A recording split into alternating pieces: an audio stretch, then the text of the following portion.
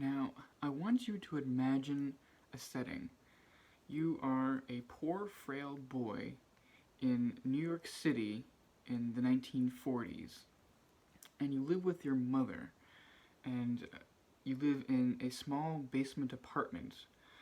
Your mother works as a taxi cab driver, and every night when she comes home from work, she usually gets herself into a drunken stupor and then goes to bed. And then the day repeats. And you are a small boy and you don't go to school just quite yet, but you fear your mother because your mother is a large, powerful woman who's prone to a temper, but also to neglect.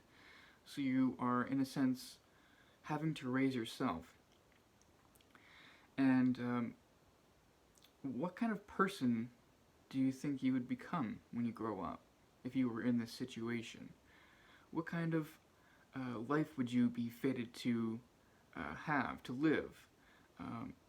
And that is an interesting question to think about. You can think of hundreds, if not thousands, of such cases where people grew up in similar circumstances and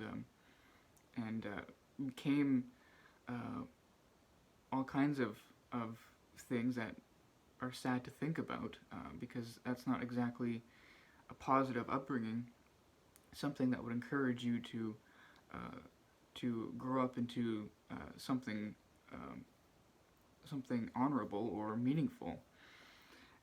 So now let's change the circumstances. The circumstances are all the same except for one. You have a God-given talent for musical ability.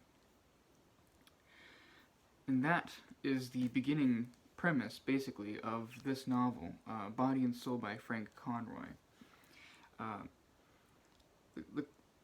The story is of Claude Rawlings, who is a boy who lives in the 1940s, or who is in the 1940s, just after the war. He's a young boy who lives with his mother and has a enormous musical talent, just a natural ability to play the piano. And he begins by copying music that he hears on the radio because he's got an old nightclub piano that was tucked into the overstuffed back room in which he sleeps. It's not really his room, it's more like a storage room, and part of the storage is this old piano that he begins playing. And he ends up becoming, or he's taken under the wing by the local music shop owner, Aaron Weisfeld, who ends up becoming like a father figure to him as he develops his ability and cares for him and develops his talent in a very important way, because Aaron Weisfeld he not only happens to have like a ton of musical knowledge and musical wisdom, not just in music but in life, but also, most importantly of all, which becomes evident in the novel, a huge array of connections in the musical world. So because of this, Claude Rawlings is able to transcend his very dire upbringing and circumstances and uses music as the means in which to get out of that. And that's basically the plot of this novel. And first off, this novel is beautifully written, just amazingly written. I felt like I was gliding along on the writer's prose the whole time. There were times when I knew I had to get up and do something else, but I couldn't stop. I couldn't stop reading. I was just so engrossed in the story and in the author's prose. And the author packs a punch, has this ability to pack a punch in small moments and these little concentrated scenes and sections. So I'm going to read a couple of them to you now. Here's one where, as a young boy, he becomes captivated by the growing medium of film, where he likes to go to the movie theater and watch films, and he will become obsessed with watching all kinds of films, and as a young boy, this is like an almost like an education for him, something that he doesn't get through his everyday life. And I'm going to read this section here. He forgot himself as he watched the other worlds, entering them not as a character but as elements of these worlds. The scrublands through which the wagons moved, the ocean bearing up the pirate ships, the sunlight on the side of the White House. He became the air, the sky, the light in which the dramas occurred. He was himself without boundaries as he watched the people in the films. Bodiless in the dark cathedral, he absorbed the parable of good and evil that linked the movies together. A kind of grand arc through which cowboys, gangsters, cops, moms and dads, factories, armies, lovers, thieves, angels, cities and towns, animals, kings and queens, cab drivers, gamblers, priests, detectives, the devil, Claude Rains, what in my domain is that? The boy, the only person in the theater to laugh. Beauties, beasts, comics, and ghosts. It was nothing less than the infinite story of life, and he attended. If he was nothing, or almost nothing, with no idea of where he had come from or where he was going, why he was living or what he was supposed to be doing, the piano only an elusive hint. And if, further, he was buffeted by forces he could not name but which were loneliness, sadness, longing, anger, fear, and spiritual nausea, would he not deeply attend the infinite story of life? Would he not pay the fucking 25 cents to get into the cathedral and see the light? As you can see there, the writing there is so penetrating into what the inner workings of Claude's life. This is written in third person, but we only get Claude's perspective with only a few very distinct variations.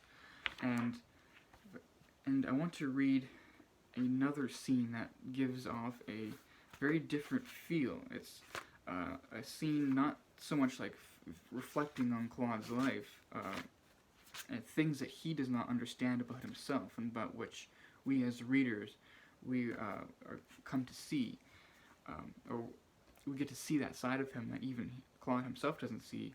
This scene here is very different. It's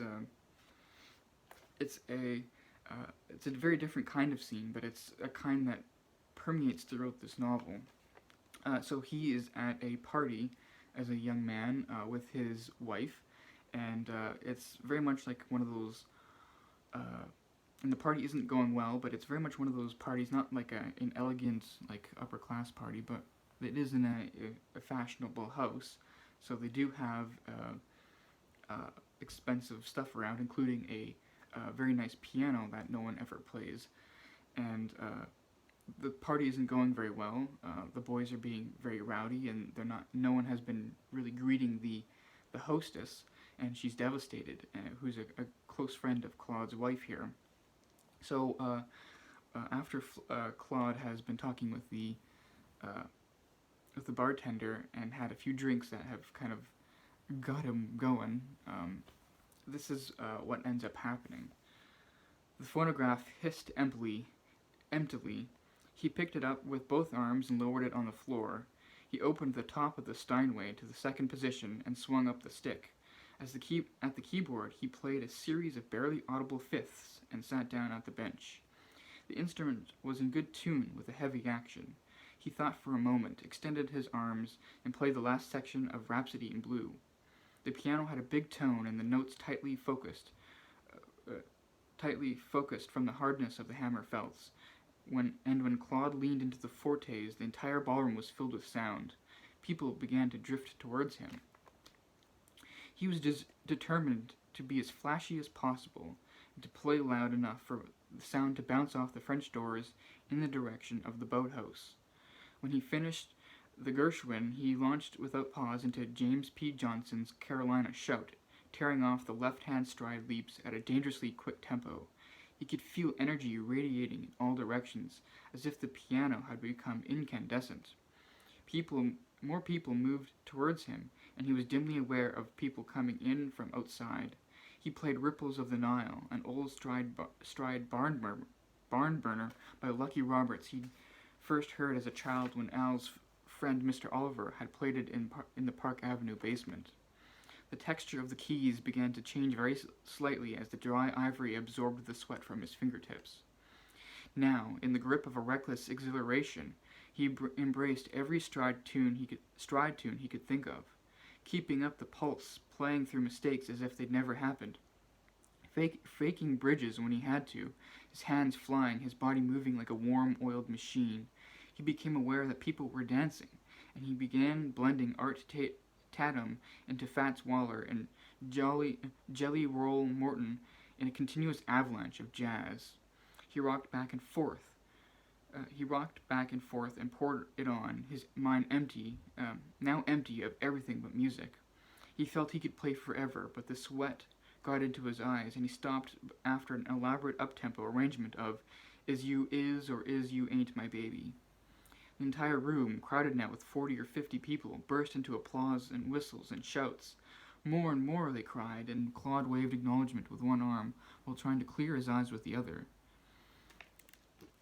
And this is just like a spontaneous action that he takes, something that completely changes the whole tone of the party, and something that ends up being a great positive, even though after that scene he feels kind of embarrassed because he's used to performing in a more serious manner instead of a more reckless manner than he does there.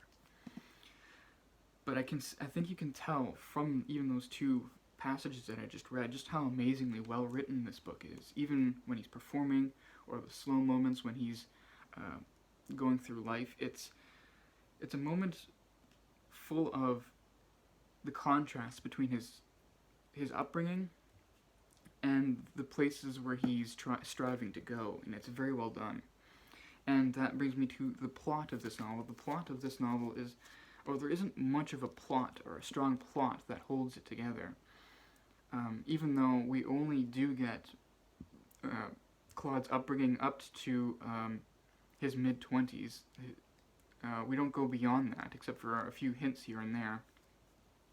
The plot drifts through different episodes in his life, all different kinds of aspects, mostly to show his development as a musician, and to see what kind of artist he develops into. And but there's full of great understated moments, like the piano scene that I just read. But I want to read another one to you, of where he is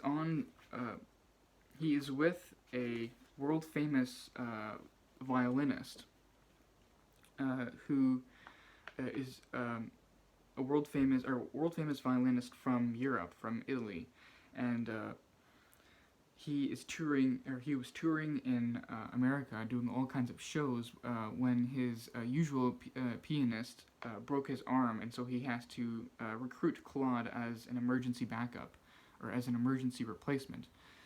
And they hit it off really well, and things go really well for them, to the point where his name, the artist here, his name is Frescobaldi. He starts talking to Claude as like a fellow artist very intimately, and has very personal conversations with him, including this one short moment here at a restaurant. And just to set the scene, you have to imagine Frescobaldi as this enormously obese man his life is basically dedicated to the pursuit of pleasure, whether it's food or lust or whatever. But this is what he talks about in this short scene. He says, I love music, but sometimes I worry it is not enough. Not enough for what? Claude asked. The violin is a part of me. It grows out of my fingers. He wiggled his left hand. I make music, and sometimes I think, oh, they give me tricks. They give me very, very hard tricks, and I do them, and everybody goes crazy. I love it when I do it, but when I get blue, I worry. He drank some wine. When I get very dark blue, I think, well, it is just notes. Notes, lines, fancy patterns, like a game. A big game for grown-ups. He shook his head. You sure don't play that way, Claude said. I can feel inside of you when you play. That is nice, very nice. It's true. Frescobaldi rubbed his face. Maybe I play too much the same things. They make you do it when you are famous. Years and years the same things. It gets harder. He looked up sharply. Next time I will insist. I will insist. What can they do?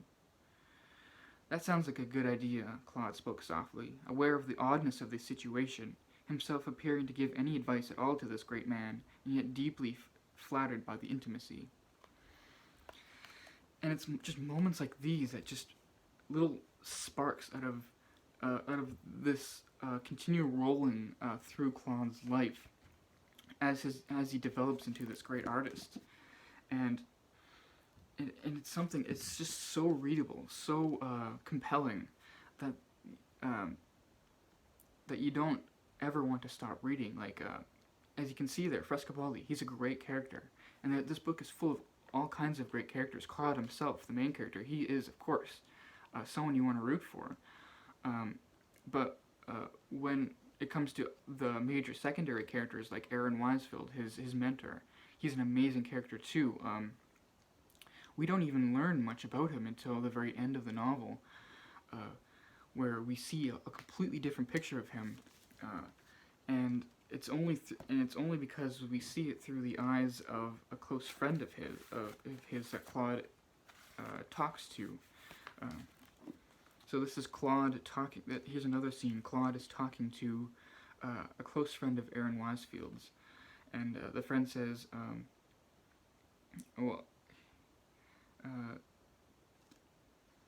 where do I want to start here? Claude says, I didn't really know him. He told me what happened in the end, but all those years he didn't say a thing. I don't understand it. And then the friend replies, that's easy. He wanted you. Bergman sought for the word separate. He had to start his life all over again, and you were part of that. When you were just a kid, he'd talk about you all the time, getting excited. When I first met him, in 42, when he opened the store, the man was like a, what do you call it, those things in the movies, like a zombie. He never showed any emotion of any kind. You know what I mean? Just one foot in front of the other. Then you, a skinny little kid he's giving lessons to, he needed to keep you separate. You were new. This new good thing, and gradually he started acting like a halfway normal human being. And we just get this little understated point of context that we don't get at all throughout the novel, or that we don't see but throughout the novel, but is shown through Claude and his relationship with Aaron Weisfeld.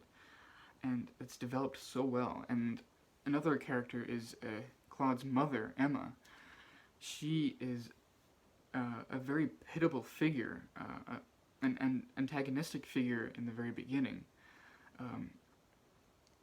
Someone who is certainly not a model parent at all in any way, and she never does become a model parent, but she develops herself and grows throughout from the person that she is in the very beginning during Claude's childhood to where she becomes in the end, and it's wonderfully done, and so understated.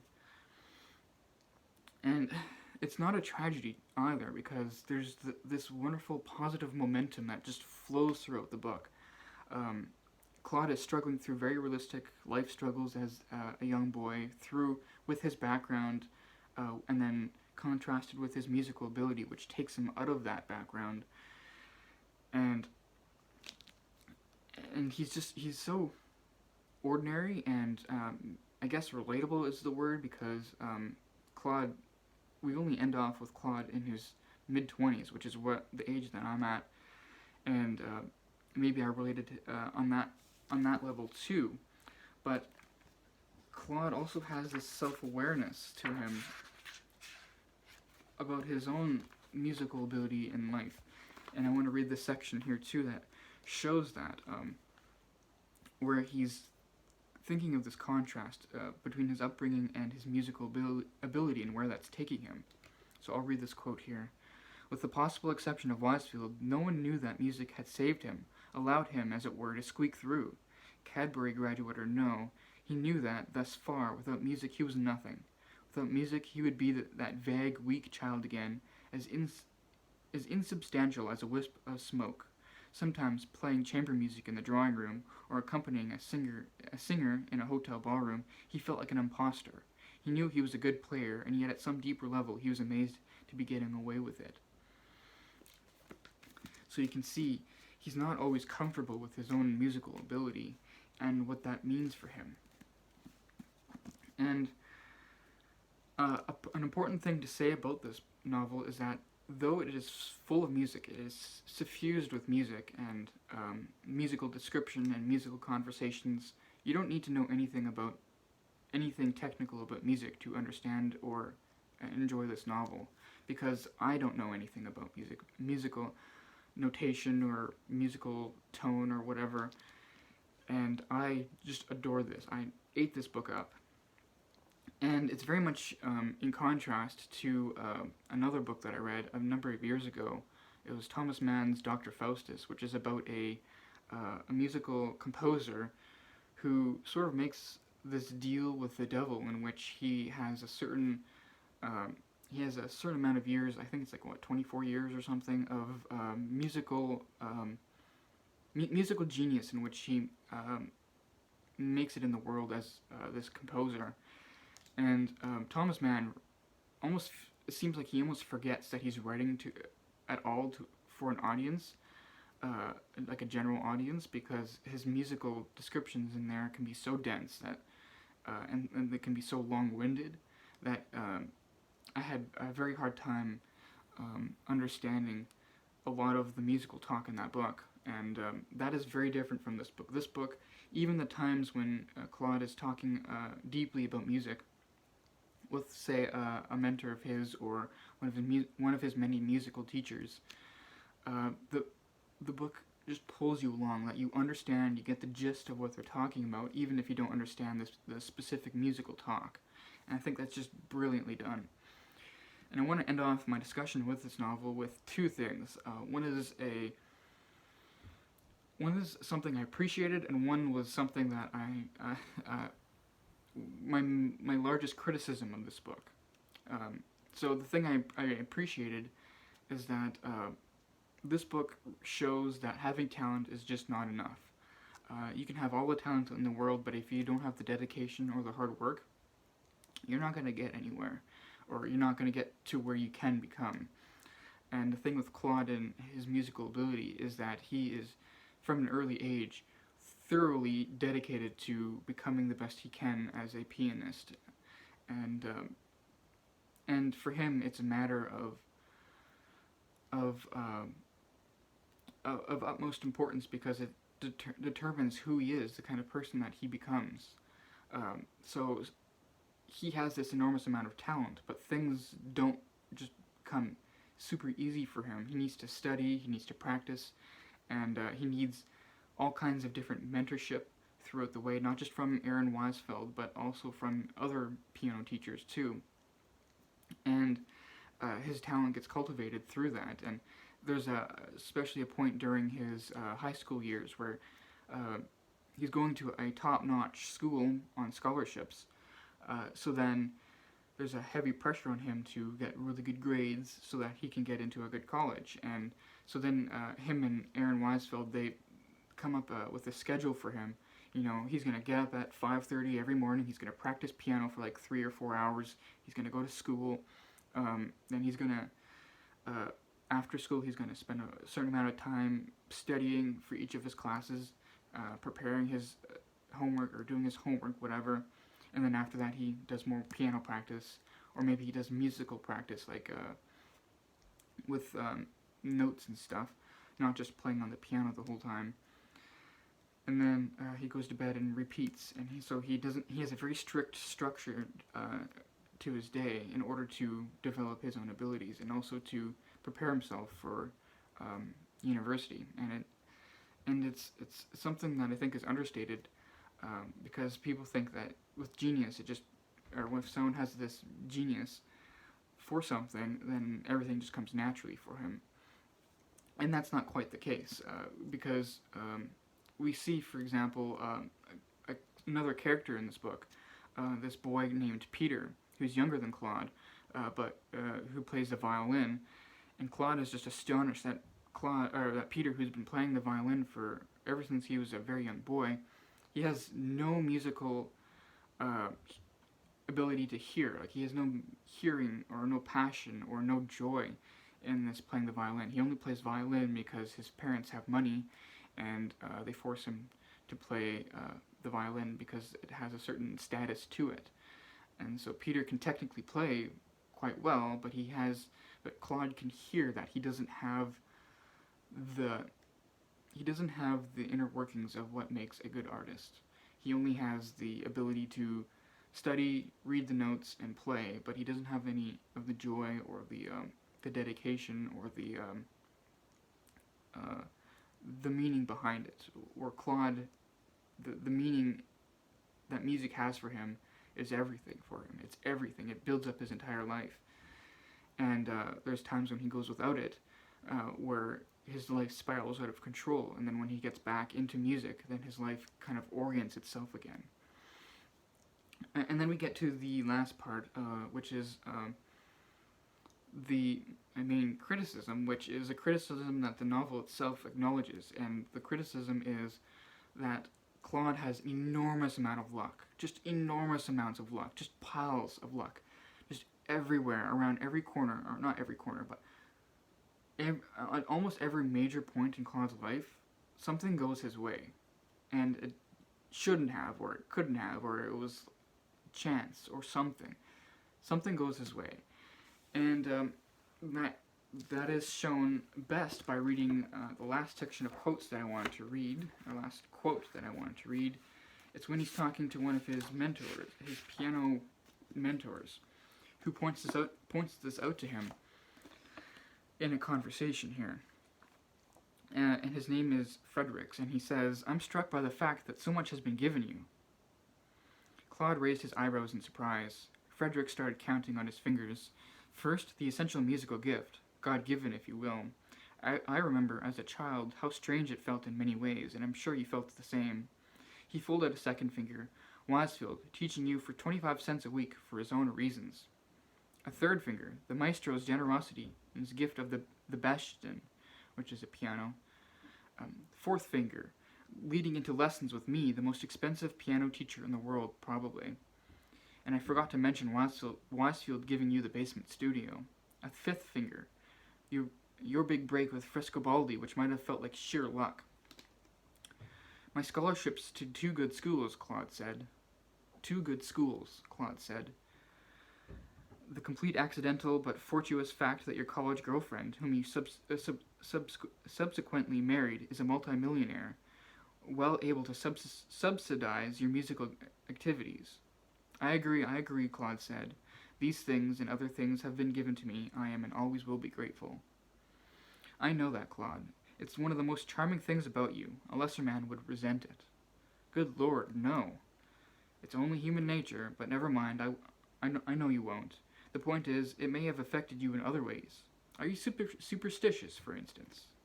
I don't think so, Claude said, and suddenly remembered his lucky piece. It seemed such a small, isolated thing, he didn't mention it. You mean touching wood or walking under ladders? No. It would be understandable if you thought the world in somewhat magical terms, considering so much was given to you, as if by magic, if you see what I mean. Sure, but I don't think so. I mean, it's true I don't suppose I know myself particularly well, but I don't recognize that. I should ask Lady. Lady is his wife. You should understand that only so much can come from the form of gifts, Frederick said. Gifts can take you only so far. Eventually we are thrown back on ourselves. It's a cliché, but it's true. Claude understood the implication. It made him uneasy to think about himself in that way, yet he felt some quiet stir of recognition deep down.